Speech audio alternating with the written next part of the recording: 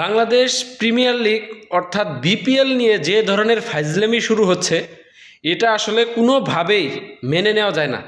কারণ যেখানে বিপিএলের শুরু হতে আর একটা দিন বাকি আছে সেখানে চট্টগ্রামের মতো একটা টিম তারা বলে যে তাদের তাদের আসলে ফাইনান্সিয়াল ক্রাইসিসের জন্য তারা আসলে বিপিএলটা কন্টিনিউ করতে পারছে না।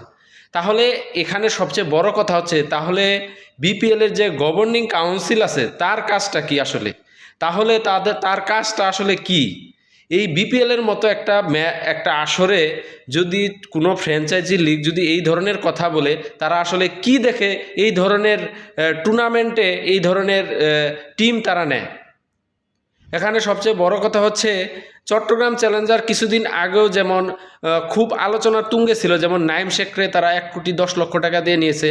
শুরুতেই তারা প্রথম দিক থেকেই কিন্তু তারা আসলে চরম লেভেলের বিতর্কের মধ্যে ছিল। আমরা জানি তারা বিভিন্ন গণমাধ্যমকে খবর প্রচার করেছিল, চিরিত আসালাঙ্কা নিয়েছে এবং পাকিস্তানের আবরার আহমেদকে নিয়েছে। তারা বিভিন্ন সময় বিভিন্ন এবং বিদেশি যেখানে তারা বিদেশি কোচ নিয়ে আসবে সাউথ আফ্রিকা থেকে, সেই ধরনের কথা তারা দিয়েছিল। এই ধরনের একটা টুর্নামেন্টের আগে তারা কিভাবে আসলে কামব্যাক করে এটা আসলে আমার কোনো বুঝে আসে না। এবং নোয়াখালী এক্সপ্রেসের কথা আমি যতটুকু জেনেছি তাদের প্র্যাকটিসের জন্য অনলি মাত্র 2টা বল তাদের দেওয়া হয়েছে। এটা কোন ধরনের লিগ আসলে? এই ধরনের লিগ আসলে পুরো পৃথিবীতে কোনো লিগ আছে কিনা আমার জানা নেই। এটা পুরোপুরিভাবে পরাস্ত বাংলাদেশ প্রিমিয়ার লিগ।